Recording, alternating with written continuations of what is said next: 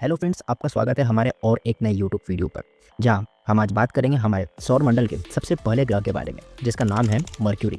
माना कि मर्क्यूरी यह हमारे सौर मंडल का सबसे पहला ग्रह है, लेकिन आज तक इस ग्रह पर नासा एक भी स्पेस मिशन भेजने के पहले क्यों इतना सोचता है। आज हम इन्हीं सवालों के जवाब जानेंगे। देखो, जैसे कि हम सब जानते हैं, यह हमारे सौर मंडल का सबसे पहला प्लैनेट है और इसका टेम्परेचर 430 डिग्री तक होता है। सबसे बड़ा प्रॉब्लम है हमारा सन यानी कि सूरज, क्योंकि मरकुरी यह सूरज के सबसे करीबी प्लैनेट है और इस वजह से ज़्यादा चांस यह है कि हमारा प्रोब सूरज के ग्रेविटी के चलते इसके अंदर समा जाएगा और यह एक हमारे लिए मुश्किल से कम नहीं है।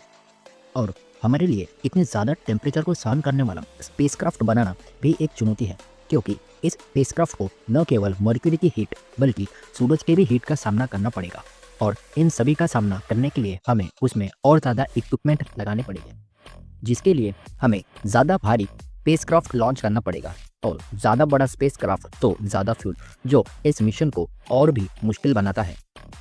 मरक्यूरी के पास से मैनियर 10 के फ्लाई बाय करने के बाद इस पर 30 सालों तक कोई भी मिशन नहीं किया गया था। देखो, 1985 में चीन वॉन इन नाम के ऑर्बिटल मैकेनिक्स ने मरक्यूरी तक जाने के लिए एक रास्ता बताया था, जिस रास्ते से हमारा स्पेसक्राफ्ट मरक्यूरी तक खुद ब खुद पहुंच जाने वाला था। देखो, लेकिन यह रास्ता बहुत टेढ़ा मेढ़ा था। अगर मैं आपको यह रास्ता बताऊं तो आप भी यही कहोगे। अगर आपको यह रास्ता टेढ़ा मेढ़ा लगे तो हमें कमेंट्स में ज़रूर बताना। यह स्पेसक्राफ्ट डायरेक्ट मरक्यूरी पर जाने के बजाय पहले सूरज के 15 चक्कर लगाकर, फिर धरती का 1 चक्कर लगाकर और आखिर में वीनस के 2 चक्कर लगाने के बाद मरक्यूरी तक पहुंचता। अब आप ही बताओ यह रास्ता कितना टेढ़ा मेढ़ा है।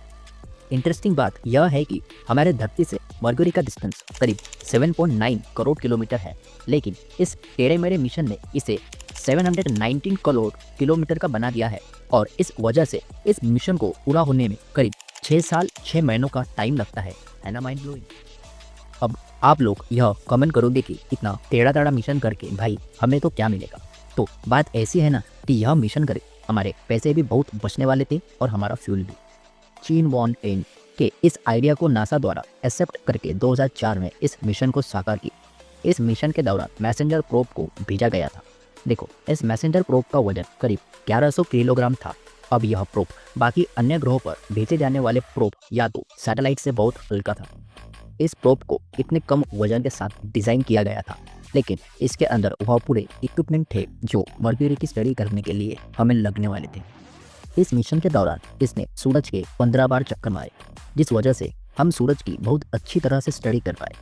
यही स्पेसक्राफ्ट 2006 में वीनस ग्रह के पास पहुंचा था और यह इसके 2 चक्कर लगाने वाला था, लेकिन जब यह पहली बार वीनस ग्रह के पास पहुंचा तो हम उस स्पेसक्राफ्ट के साथ कम्युनिकेट करके वीनस की स्टडी नहीं कर पाए, क्योंकि उस वक्त वीनस दूसरे छोर पर था। लेकिन 2007 में जब दूसरी बार इसी स्पेसक्राफ्ट ने वीनस ग्रह का चक्कर लगा रहा था, तब हम इसकी स्टडी कर पाए, क्योंकि उस वक्त धरती और वीनस बहुत पास थे। और आखिरकार 14 जनवरी 2008 में इसने मरक्यूरी का पहला फ्लाईबाय किया। यह स्पेसक्राफ्ट ने 2 फ्लाईबाय तो बरोबर किए, लेकिन तीसरे फ्लाईबाय के दौरान यह स्लीप मोड में चला गया। और कोई भी स्पेसक्राफ्ट स्लीप मोड में तभी जाता है जब उस स्पेसक्राफ्ट में कोई खराबी होती है। देखो, उस वक्त कंडीशन यह हुई थी कि इस स्पेसक्राफ्ट को मरक्यूरी के बैक साइड के शैडो एरिया में से जाना था, जहां उसे बिना सनलाइट के उसके खुद के ही बैटरी पर करीब 20 मिनट तक सर्वाइव करना था। लेकिन कुछ प्रॉब्लम के चलते उस कंडीशन में उसे वह सप्लाई भी मिलना बंद हो गई और वह स्लीप मोड में चला गया। लेकिन आखिरकार 7 घंटे बाद इसे जब सनलाइट फिर से मिली, तब इसने धरती से कनेक्शन फिर से इस्टेब्लिश कर लिया। देखो, अब इसकी कंडीशन यह थी कि यह 200 किलोमीटर ऊपर मरक्यूरी को ऑर्बिट कर रहा था और हर 12 घंटे में यह उससे 15,000 किलोमीटर दूर चला जाता था, ताकि वह इतने ज़्यादा तापमान का सामना कर सके। इस स्पेसक्राफ्ट ने मरक्यूरी को करीब 4 सालों तक ऑर्बिट किया और इसे बस मरक्यूरी की 10,000 फोटो ही लेने के लिए तैयार किया गया था। आपको यह जानकर शौक लगेगा कि इसने करीब 2 लाख फोटो हमें धरती पर भेजी थी मरक्यूरी की, जिसने हमें बहुत सारी जानकारी दी। और आखिरकार इतना लंबा सफ़र तय करने के बाद इसे 2015 में डी ऑर्बिट कर दिया गया। अब इन सभी कंडीशंस और मैसेंजर के सफ़र की तकलीफ़ों को जानकर आपको यह पता चल ही गया होगा कि आखिर क्यों हमें इस ग्रह पर कोई भी मिशन करने से पहले सोचना पड़ता है। वेल, मरकुरी पर लाइफ की कोई भी पॉसिबिलिटी नहीं है, लेकिन इसके बारे में जानना हमारे लिए ज़रूरी था ताकि हम हमारे सौर मंडल के बारे में जान पाए और इसके चलते हमें हमारे सूरज के बारे में भी बहुत सारी बातें जानने मिली। साइंटिस्ट इस पर और मिशन करने के बारे में सोच रहे हैं।